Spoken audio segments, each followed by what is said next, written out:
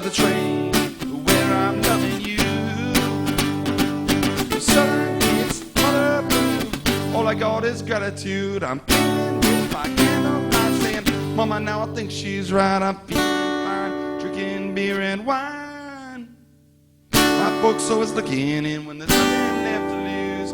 Entire time you're smiling, laughing, looking hard and cute. Now speaking at the same time, same deja vu. Told my folks, find something else to do, find something else to do. Now I don't mind wasting time, going blind in the moonshine sometime, when friends are always cool. This is how I think of you. When I'm down, you're by my side. Every time you're feeling right. And when you're alone, I get you to live a better life. Joy, sharing everything, coming, all that you do. This is how I live my life, loving me, loving you, loving you, loving me. Well, now I'm just dreaming in your arms with sudden gratitude. Same moment I think she's right, sleeping by my side. My only heart is spoken, I'm on the level of loving. My heart is filled with gratitude. Time I rest my head, I find you by my bed. My heart's content because of you, content because of you.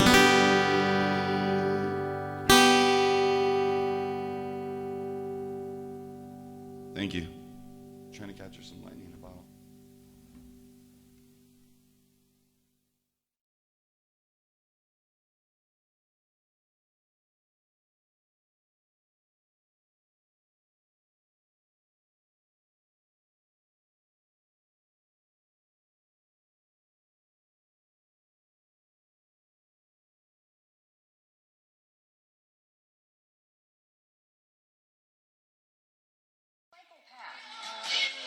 You want it? It's 8:15 a.m. It's 18-year-old scotch. If you want a promotion, you gotta earn it.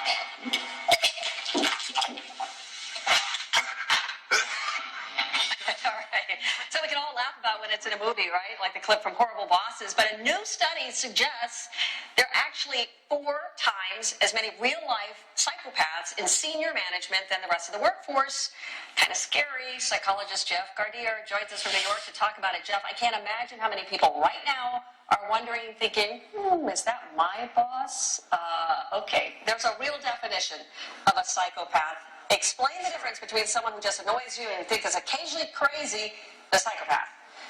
Well, Suzanne, we do know that psychopaths share 3 very distinct traits. For one, they're very egocentric and very narcissistic.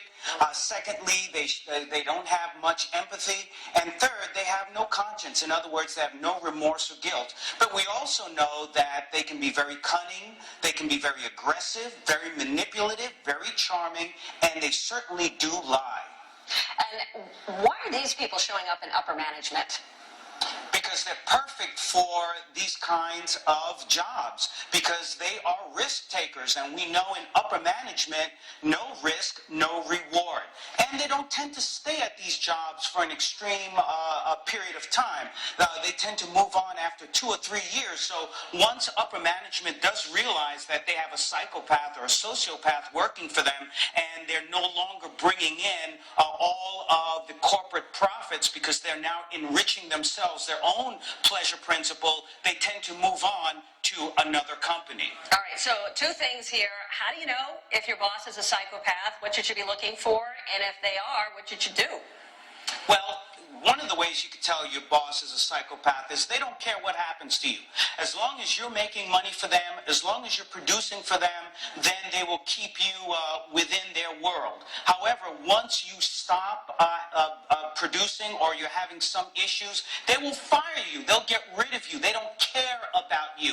And you can actually notice them manipulating other people, breaking rules, not necessarily laws, but you will see them acting out in that way. What do? First of all, don't follow their model. That's the first and most important thing. And if you see that they are breaking rules, begin to distance yourself, because at some point they will get in trouble, they will get fired, and you will be swept out right along with them. And Jeff, finally here, this study takes it further, suggesting that these psychopaths are the ones who are responsible for the global financial meltdown. Is that true? I think where there's smoke, there's fire. We do know that a lot of these people in the financial industry, they lied to the people who invested with them. They went from one source to another to take from them, to plunder the funds, and then would actually go on to another source, and that is a prime psychopath. They just don't have the empathy. They just don't care who they hurt, as long as they can pull everything out of their investors, out of a company. And I think there was a company called Bain who did that, but maybe that's a topic for another day. Whoa, okay. That is a topic for another day. Jeff, thanks. If you can also take an online quiz to see if your boss is a psychopath. That's at CNN.com. Check it out.